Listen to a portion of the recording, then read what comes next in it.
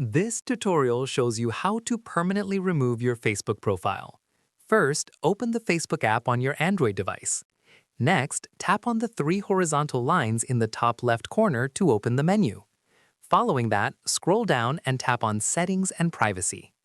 Now, tap on Settings to access account settings. Moving forward, tap on Account Center. Afterwards, you'll see Manage Accounts at the bottom. They've moved the deactivation and deletion page after the update. In addition to that, tap on Facebook and select the Manage button right beside it. Once there, tap on Deactivation or Deletion. Moreover, tap on Delete Account instead of Deactivate, as deletion is permanent.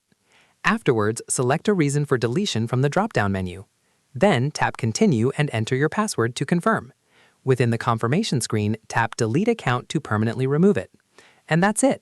If this deletion guide helped you remove your Facebook, give it a like, subscribe for more Facebook tutorials, and tap the bell icon for updates. See you in the next one.